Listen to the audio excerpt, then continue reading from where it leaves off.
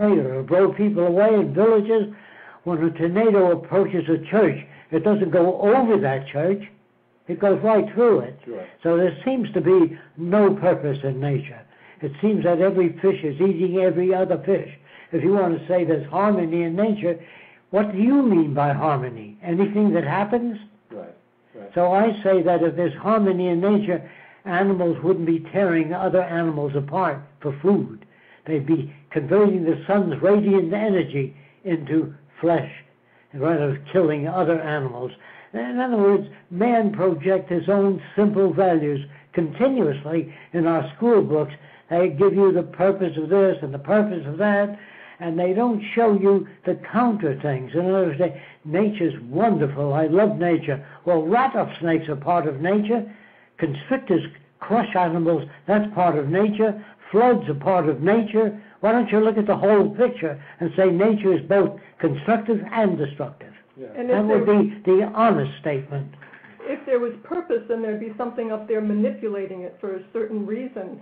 And even if you looked at people in that regard, what's the purpose of people? To create disaster and suffering and torture and for greedy reasons, and environmental deprivation and destroying the environment. You have to put it on everything if you're looking for purpose. Yeah. Lots of words and language that really have no operant whatsoever. Our language developed hundreds of years ago. That makes it impossible to talk to people. So we talk at people. Yeah. A lot of people don't know what that means. It means when a person says to you, have a nice weekend, why don't they say, have a nice life? Why just a nice weekend? That's what I mean. We don't know what we're talking about. Right.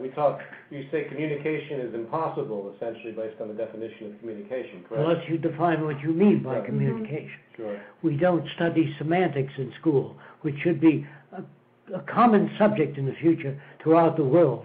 We have to update our language so it fits the world of reality, not the projected world of artificiality.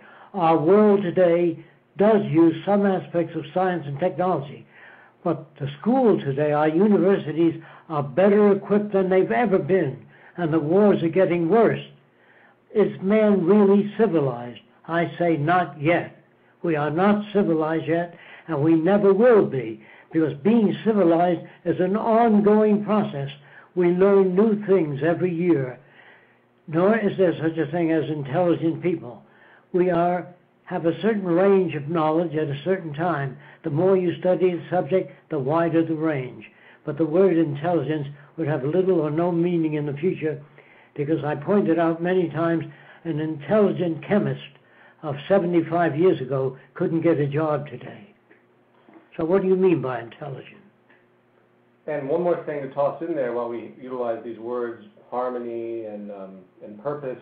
You made a point regarding homeostasis, I believe is the word. Yes. And this is a notion of balance. Walter V. Cannon presented the concept of homeostasis, that the body seeks equilibrium. Every phase that the body is in is in equilibrium. There's no such thing as seeking equilibrium. The body reacts to high temperatures. You begin to sweat. If it gets cold, you burn more fat.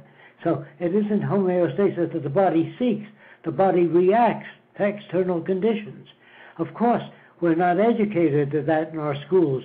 We're educated to values that have been long obsolete and never proven to work. Yes. That's true, that idea of homeostasis in society, too. As long as you have few nations controlling most of the Earth's resources, then you're going to have laws to protect those nations to maintain those resources. So it works through the environment as well. Absolutely. There's always a push and pull, and it's interesting how people tend to find, there's a classical assumption to want to find some balance, some, final balance, if you will. Or utopian thinking. Yeah, so that's a good word, too, to bring It out. can't be utopia, because nothing can be designed as final. Right. No one can design a laptop and say, that's it. It always will change and grow. You can't design the ideal society and say, this is it. It will always grow and change. And that's a history of civilization, growth and change. Okay. So what we're interested in is really making the best with what we have today, but never saying this is it. Yes, absolutely.